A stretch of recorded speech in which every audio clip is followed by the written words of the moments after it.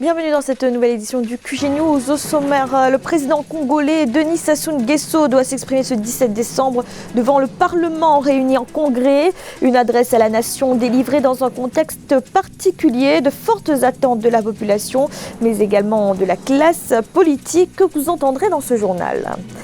La dette extérieure des pays de l'UEMOA s'est élevée à plus de 26 000 milliards de francs CFA en 2018, un chiffre révélé par la Banque mondiale, une hausse de 20% par rapport à 2017. Et Tara, c'est la mascotte du CHAN 2020 qui sera organisé au Cameroun. L'hymne de la compétition a également été dévoilé et interprété par la chanteuse Jen Eames. Mais tout d'abord, le retour de l'ancien président Amadou Toumani Touré au Mali. Victime d'un coup d'État en mars 2012, il avait alors rejoint le Sénégal. Un long exil qui s'est achevé ce dimanche 15 décembre. L'ancien chef de l'État est arrivé à l'aéroport de Bamako, accueilli par une foule nombreuse, comme vous pouvez le voir sur ces images de notre correspondant Mokhtar Bari. Beaucoup de partisans, mais également des Maliens, tout simplement venus lui exprimer leur sympathie. L'ancien président, visiblement heureux d'être de retour, n'a pas souhaité s'exprimer pour l'instant. Au Congo, le président Denis Sassou Nguesso doit s'exprimer ce 17 décembre devant le Parlement. Une intervention conforme à la Constitution qui prévoit une adresse à la nation une fois par an. Et ce discours intervient dans un contexte de fortes attentes. Notre correspondant Deva Panzou est allé recueillir les attentes de la classe politique. Le chef de l'État Denis Sassou Nguesso s'adressa à la nation devant le Parlement réuni en congrès ce mardi 17 décembre 2019, une pratique édictée par l'article 14 de la Constitution du 6 novembre 2015. D'ores et déjà, une partie de la classe politique congolaise attend de cette adresse la prise de décisions fortes sur les préoccupations du peuple. Et je pense qu'on va beaucoup insister sur un phénomène qui est récurrent et qui frappe tous les pays de la planète, à savoir les catastrophes naturelles. Et nous avons été frappés de plein fouet. Nombreux sont ces départements qui sont aujourd'hui en état de détresse, et grande détresse, parce qu'on déplore des pertes humaines, en dégâts en matériel. Et naturellement, c'est une sorte de bilan. Et il prendra comme repère le message justement qu'il a adressé à la nation l'an passé. Du côté de l'opposition, ce n'est pas le même son de cloche, car de toutes les mesures annoncées lors du discours prononcé par le chef de l'État le 29 décembre 2018, très peu ont été exécutées. La haute autorité de lutte contre la corruption traîne encore à être créée et les frétins et gros poissons circuleraient librement. Ainsi, l'opposition dit ne rien attendre de cette adresse. Moi personnellement, je m'attends de rien de son discours. Rien. Depuis plus de 5 ans ou 10 ans, c'est les redites. Il va nous parler, venir nous dire que bon, il va faire sortir les prisonniers politiques, il va nous parler de l'économie, de la politique, mais à la fin, il n'y a rien.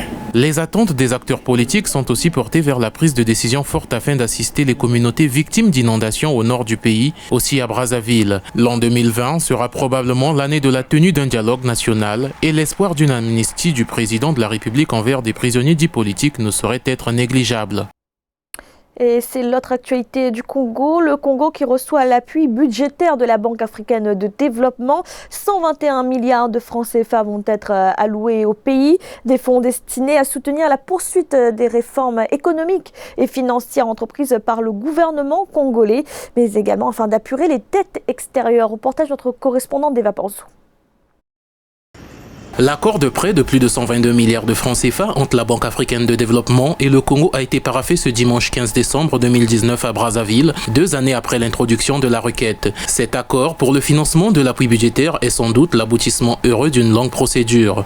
L'appui budgétaire de la BAD est un élément fondamental du programme que nous avons conclu avec le Fonds monétaire international. Les actions du gouvernement sont parfaitement identifiées et il reviendra donc au Premier ministre d'identifier exactement vers où la mobilisation de ces ressources sera dirigée. En approuvant cette opération, la Banque africaine de développement va permettre au Congo de financer ses dépenses sociales critiques, apurer ses arriérés extérieurs et commencer le remboursement de sa dette intérieure envers le secteur privé. La banque attend entre autres de cet appui budgétaire l'assainissement des finances publiques, la mobilisation des recettes et la création d'une économie diversifiée compétitive. Le Congo émerge au guichet BAD, donc qui est le guichet de prêt souverain, mais les conditions pour nous de ce prêt sont de 25 ans avec 5 années de différé, avec un taux qui est concurrentiel par rapport au taux de marché. C'est le 10 juillet 2017 que le gouvernement congolais avait sollicité ce financement en complément de la facilité élargie de crédit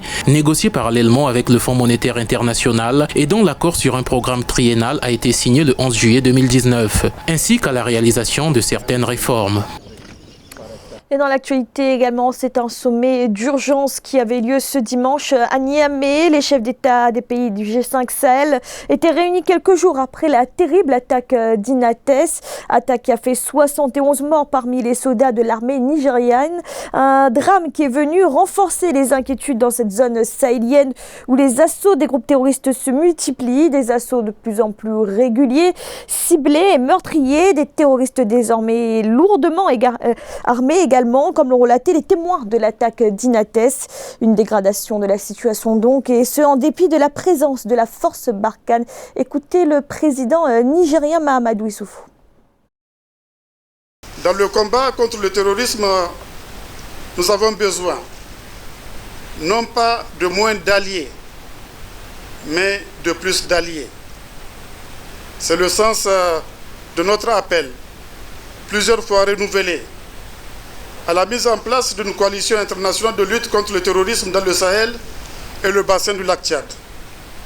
C'est le sens de notre souhait de placer sous le chapitre 7 de la Charte des Nations Unies la force conjointe du G5 Sahel. C'est également le sens de notre demande de renforcement du mandat de la MINUSMA. Les 8 pays de l'UEMOA ont cumulé une dette publique extérieure de plus de 26 000 milliards de francs CFA en 2018. Plusieurs pays de la sous-région s'emploient notamment à trouver une alternative aux sources traditionnelles de financement et enregistrent donc une forte augmentation de leur dette. Ce chiffre est en hausse de 20% par rapport à 2017. Philomène.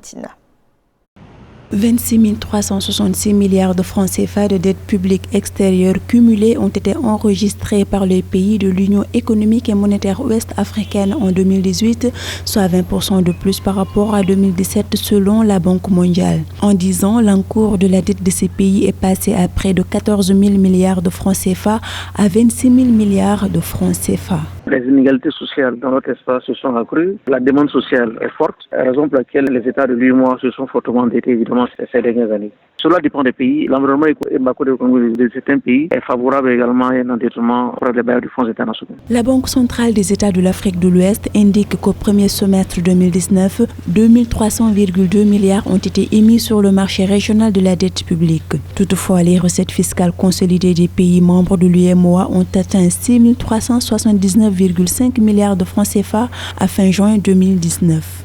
Et lorsque vous regardez cette structure d'endettement, vous avez 3 zones économiques. Des pays comme le Sénégal, comme la Côte d'Ivoire, qui sont fortement endettés ces dernières années. Cet endettement a servi essentiellement au financement des infrastructures. La deuxième catégorie des pays de l'UEMOA, ce sont des pays notamment de l'espace sahélien. Ils sont fortement endettés dans le cadre du financement des dépenses d'équipement militaire en tant que tel. Et la troisième zone, c'est notamment la Guinée-Bissau, qui s'est fortement endettée dans le cadre des dépenses d'équilibre budgétaire. Cette rapide augmentation de la dette extérieure des 8 pays de l'UEMOA pourrait les confronter à de nouveaux défis du point de vue de sa gestion. À noter que la Côte d'Ivoire et le Sénégal ont respectivement contracté environ 9 000 milliards de francs CFA et 7 137,4 milliards de francs CFA en 2018.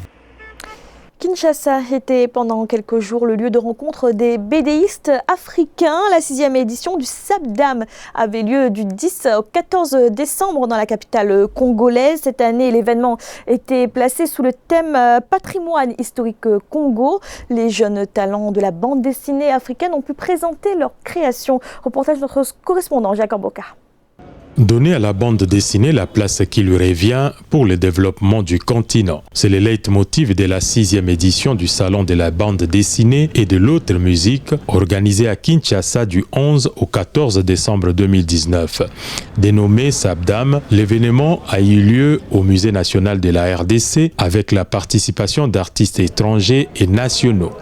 Nous avons aussi des acteurs ou des artistes qui viennent d'autres pays. Voilà, tous ces gens-là sont venus se rassembler autour de la question de la bande dessinée. Comment faire pour que la bande dessinée soit vraiment utile à la société africaine et particulièrement à la société congolaise. La 6e édition du Salon africain de la bande dessinée et de l'autre musique était une occasion offerte aux nombreux jeunes talents de s'affirmer par leur réalisation. Exposition et vente, une vitrine ouverte pour une bonne visibilité. Santa Kakese, jeune artiste, en a pleinement bénéficié. J'ai exposé ma bande dessinée, le numéro 1, Fumoboko. C'est un terme quinois. Oui, ça veut dire un élève qui aime beaucoup étudier. Donc ça touche vraiment notre éducation. C'est une opportunité, étant jeune et femme aussi, d'avoir plus de visibilité à l'occasion de ces salons. Face à l'impact des nouvelles technologies, d'aucuns s'inquiètent de l'avenir du 9e art. Pour le professionnel de la bande dessinée, l'avenir de cet art est plutôt radieux quand on considère qu'une nouvelle génération de BDistes est à l'œuvre et se montre de plus en plus active à la pérennisation du 9e art. La mascotte et l'hymne du CHAN 2020 dévoilé. La mascotte s'appelle Tara et sans surprise, il s'agit d'un lion, symbole de l'équipe nationale de football du Cameroun qui organise la compétition. Et quant à l'hymne officiel du CHAN, il sera interprété par la chanteuse Jane Himes. Nathalie Mo. We Are All Champions est le titre de l'hymne proposé par le Cameroun pour le championnat d'Afrique des Nations CHAN Total 2020. D'autres mélodies présentées par le groupe Ntondobe et le collectif Siga Dance ont été soumis à l'évaluation du jury et au vote du public camerounais. L'hymne composé par la jeune chanteuse Jane Himes a remporté la mise avec 89% des suffrages grâce à la symbolique d'unité qu'il porte. Les Africains à l'unisson au-delà de la compétition, mais pour l'unité et la victoire. Donc je pense que le titre de la chanson qui a été choisi, We Are Champions, en dit long sur nous. Nous venons du nord, du sud, de l'est et de l'ouest de l'Afrique, mais sommes vainqueurs malgré tout. Ce 14 décembre 2019, le comité d'organisation de la Coupe d'Afrique des Nations du Cameroun a présenté la mascotte de la future compétition. Représentant un joueur de football à la tête de lion et aux membres en forme d'étage de ballon de football, elle a été baptisée Tara, mot emprunté à un dialecte local et signifiant frère. Les 3 préoccupations étaient majeures. L'œuvre doit être artistique, elle doit être fonctionnelle, c'est-à-dire compatible avec les intérêts marketing, et elle doit être un support puissant de communication. C'est à partir de ça que le jury a décidé d'instruire les voies de modélisation de la mascotte. Le comité d'organisation de la Coupe d'Afrique des Nations doit encore attendre la validation de la Confédération africaine de football pour maintenir l'hymne et la mascotte choisie. Pour le choix de ces emblèmes du CHAN Total 2020, près de 50 compositions d'hymnes et 11 propositions de mascottes ont été enregistrées.